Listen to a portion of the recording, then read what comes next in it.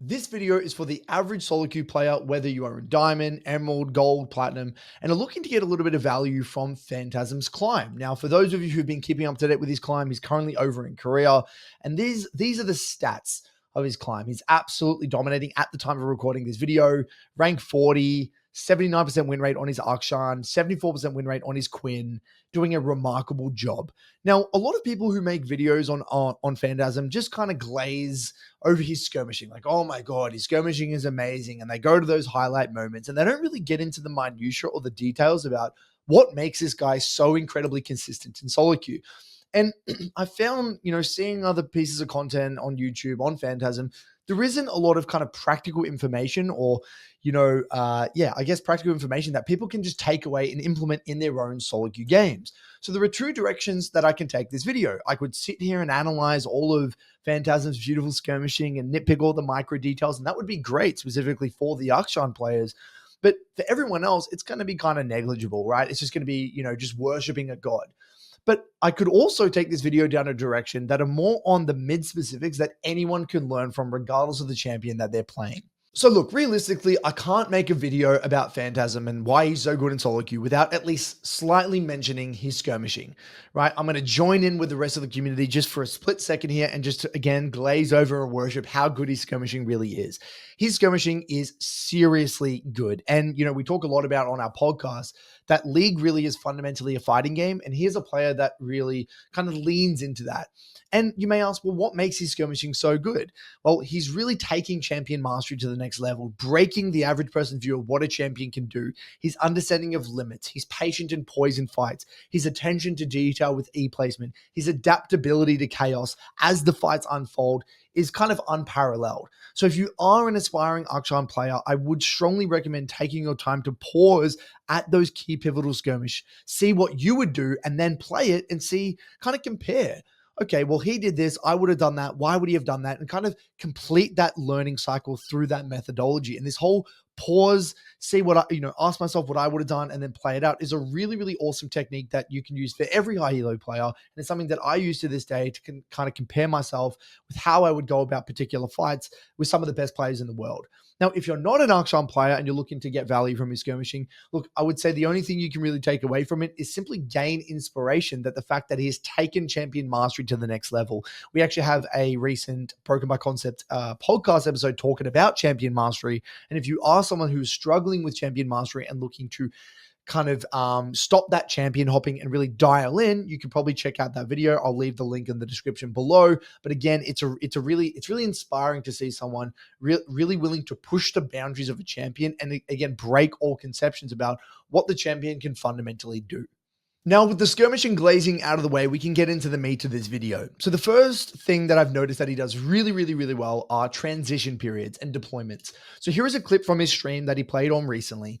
And basically to kind of set the groundwork, we can kind of see that Rift Herald here is up on top side.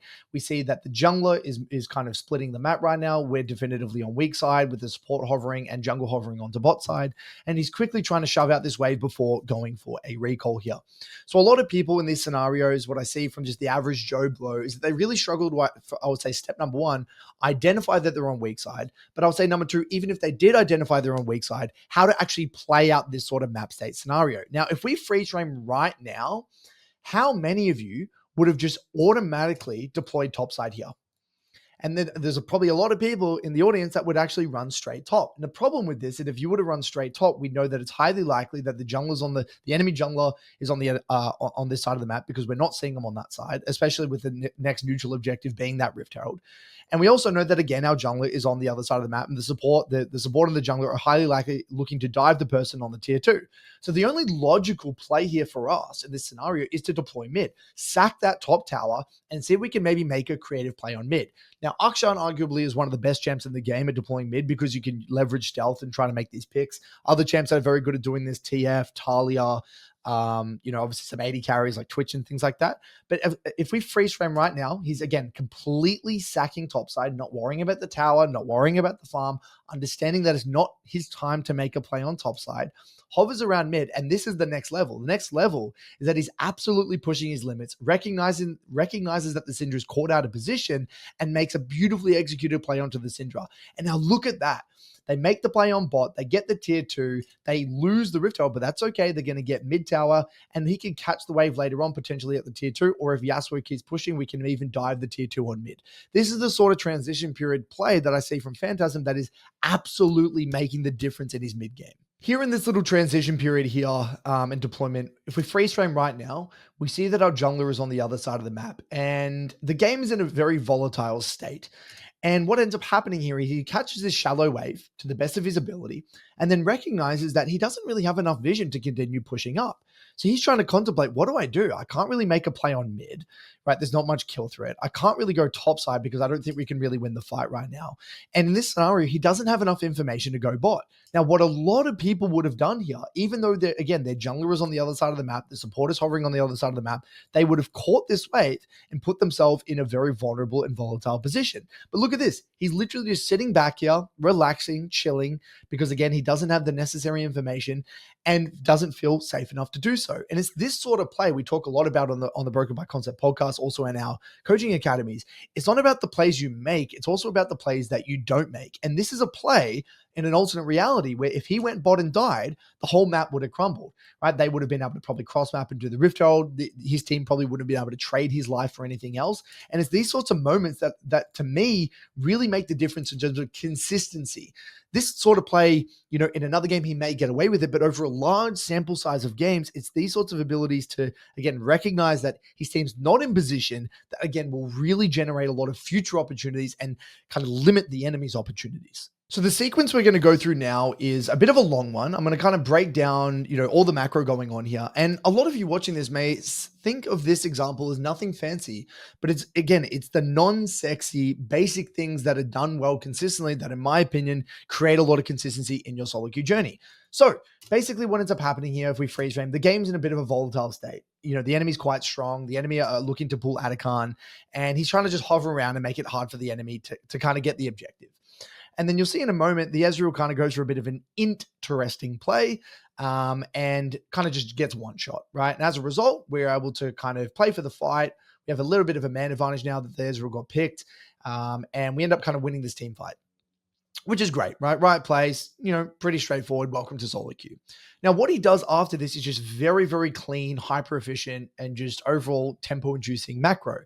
So he doesn't waste time going top because Rumble's going to go top. He notices that Dragon is the next major neutral objective, but there's no point in him recalling right now because his team is desynced, right? His jungler is dead and his Rumble is still staying on the map topside to pressure, and he wants to punish these death timers. So he stays mid, gets a bit of damage on the tower, recognizes that his top laner is going to be recalling very soon, collects the next wave, and then resets. Now, the great thing about this recall is that we're still going to be, completely fine in the tempo department because we're getting a nice and early recall. We're syncing up beautifully with our top laner. We're syncing up relatively well with our jungler, and we're now being aware of the next major neutral objective being Dragon, instantaneously deploying around the next major neutral objective. Now, the great thing about this is that because Rumble shoved in top and because we've shoved in mid, the enemy had to respond to those waves. We've been, nice and efficient, being able to grab all that farm, spend our gold, complete our component or our item in this case. And now we're in the right place at the right time for the next major neutral objective, getting here nice and early because Kaiser and Pyke have a little bit of tempo. We're able to be no hesitation, make the pick on Nico, knowing the enemy are not going to be in position. Now, here's the cherry on top. The cherry on top here is that what a lot of people would do is they would go straight to the dragon and start hitting on the dragon, continuously. Now, he gets this nice little pick here, pops the blast cone, and doesn't waste his time on this dragon. His team starts it. He recognizes, well, the enemy are no way going to be able to contest this dragon. I can go straight to the side lane, shove this one all the way out with the intention, again, to make someone react. Quinn, as a champion, similar to Akshan, is all about shoving and moving, making someone react, leveraging your high mobility, leveraging your wave clear to, again, make someone respond to a side lane, shove and move, and creating man advantages. So straight away, doesn't waste that time on the dragon, goes to the side, shoves it out, recalls, spends the gold again. Now GP's having to respond to the wave because, again, Quinn incredibly fast, zooming around the map. We're able to get back on the map while GP's still responding bot. And now we have an opportunity to create another potential man advantage. But knowing that the enemy are backing off, the Ezreal being dead, we've already established complete vision, goes topside, shoves out the wave again, constantly playing that game of, cat and mouse. I'm going to shove the wave, make you respond, and then I can use these windows to potentially create man advantage plays. So shoves out top again, recognizes that GP needs a TP. He has plenty of time to move over. Now, the great thing about this, if no play happens here, someone is going to have to respond to top. And because, again, of his constantly shoving out side waves, the enemy are kind of always on the back foot. And this is all stemming from that beautiful tempo, beautiful resets, right place, right time, beautiful deployment, constantly making people react, playing that tempo game where the enemy are now flustered. They're having to TP to plays. They're having to sack waves. They're kind of behind the curve. So what I think a lot of people, what I see on my reviews daily, what they would have done here is they would have ran mid. They wouldn't have got this top tower, or even earlier on, back on the dragon play, they would have stayed on the dragon the whole time, or they wouldn't have shoved multiple waves bot, or because they had to use all their tempo doing the dragon, they wouldn't have been able to shove this bot wave because they would have felt as though they needed to attend to fight on mid. And so that would be lower farm, lower agency on the map, wouldn't be making the enemy react. And then, in fact, they would be the ones having to react to side lane waves because they wouldn't have found these transition periods to kind of make the enemy respond. So again, this is the sort of thing that, a lot of high-low players, sure, you get it. But I would say if you're watching this and you're diamond and below, I could basically guarantee you that you're not doing these things. You're overgrouping. You're not utilizing your lull states to identify where you need to be. You're not fixing lane assignments. You're not syncing up with your team. You're not aware of the next major neutral objective. And you're just mindlessly dicking around in those transition periods, causing you to be late, underfarmed. So this is a really, really important thing that I want a lot of people watching this to maybe keep an eye on in their own post-game review, specifically in the mid-game. Now we're getting into the second big reason why I think Phantasm is such a consistent solo queue player, and this is his ability to say no. Okay, I talk a lot about this in my YouTube content, but I want to show you examples of what it looks like. So in this case, he's playing Akshan into Yasuo. Yasuo has a little bit of agency in those early trades, and he's kind of getting shoved in here. And as a result, he's the one having to respond to waves. Now here in a moment, he sees a bit of a skirmish and scrap happening on bot side, right? Elise is hovering bot. There's a bit of shenanigans. Dinah's hovering bot, sorry. And there's some shenanigans happening. So he pings danger, danger, danger, communicates intent, knows he can't attend that, right? There's no way in a million years he's going to be able to phase check the river. He doesn't really have much mana. He needs to shove this wave out and get a recall, especially at this stage of the game. As an Akshan, you're really quite piss weak. So the reality is what happens here. He says no, doesn't compensate, doesn't go for some janky roam, shoves in the wave, pings danger, and just simply recalls. So many Akshans would have started to panic. They would have followed. They would have maybe got chased down in the river. They would have missed their reset window. They would have been stuck in lane with no mana, with no TP, and it would have been an absolute shit show fiesta. So again, this is a clear example of being able to be like, you know what? I know what I need to do here. Screw you guys. I'm not going to compensate. I'm going to play in accordance with my champion's identity. Here is another scenario that I think a lot of you are going to be incredibly familiar with. We end up getting this beautiful little pick on mid, but it takes a lot of our resources. We're quite we've used our R, we're not really on our key spikes yet, we don't have our flash. All we want to do right now is recall, right? As a mid laner, we just want to recall and spend our gold. So what ends up happening here is we kill the Yasuo, and then the team starts to kind of pull grubs. But he can't fight that. No one in a million years they're going to be able to fight that. They have man advantage. Our Camille's in base. So he just pings back, doesn't get gaslit by the play, shoves in the wave, and goes for a recall. How many of you would have seen, oh, okay, my support's come mid, my jungler's doing grubs, I need help. They would have moved into topside, taken this shitty ass fight, died, and then, again, your entire game, specifically as an Akshan, would be over because you can't really come back from behind. Again, it's these plays where he's willing to say no and, again, stay poised, stay disciplined, play in accordance with his champ's identity that are really creating an immense amount of consistency. Here's another sequence that I think a lot of you are going to be familiar with where catching a side lane wave, and while you're catching that wave, your AD carry or jungler gets picked. And so now you're thinking, oh, look, I was going to shove and move, but you guys have already died. I can't really do much. So he says no, kind of backs up and just dances around the edges, right? Just sees what he can get done. So his support goes in, tries to create a bit of space, and he tries to make something happen here on the back end. Can't really make much happen, right? Burns a cleanse, that's about it. So now what ends up happening here is that his team is still trying to fight. He's trying to ping back. He's trying to get his team, excited about disengaging, tries not to influence with his body language. and he just lets his team die, right? Doesn't do anything funky. Lets his team die here. Now, because he's an Akshan, he's going to see if he can maybe make a bit of a creative play on mid here. He's trying to get his Caitlyn to walk up to the Syndra to try and bait, but Caitlyn is not having it. Caitlyn goes up, plays like an absolute madman, and we just have to say no and disengage. And so again, this is a play where a lot of Akshans, or a lot of players, even if you're not playing Akshan, maybe would have taken this fight. They would have felt gaslit by the fact that the team is moving in. They would have felt gaslit or guilty the fact that the mid laner was able to make a play on your team and you need to get something in return. Again, his entire mindset here is, I'm going to do the best I can. I'm going to have as much impact as I can, but I'm never putting myself in danger. I'm always valuing my life, valuing my farm, and protecting myself at all times. And a lot of people struggle with this sort of mentality because you need to be willing to piss people off. You need to be willing to say no and say, look, guys, I'm not going to just suicide just because you died. You need to stay resolute and stay poised, which is obviously easier said than done. For those of you who are looking to take your gameplay to the next level, maybe you're an aspiring Akshan OTP, maybe you're looking to integrate Akshan into your pool eventually, check out our free school community. Here you'll find our climbing masterclass, champion pool masterclass, solo queue tier list, and questions answered daily by myself and other coaches. It's all completely free. Link in the description below. So we've covered his skirmishing a little bit. We've covered his ability to say no. We've covered a little bit of his transition periods and deployments in the mid game. There is another ingredient in the Phantasm cake, and that is his intensity, his passion about kind of dominating on the Rift, and his incredibly high standards on himself. Like many other high-elo players, there is kind of this innate desire to dominate and simply win. He cares a lot about winning. He's obviously incredibly competitive. Now, there was a moment on his stream that I was watching where he was actually getting flamed a little bit and kind of gaslit by people in his chat about him being toxic towards someone on his team. And before I kind of comment on it, I want to share with you this clip, and it'll give you a little bit of context towards his attitude towards toxicity.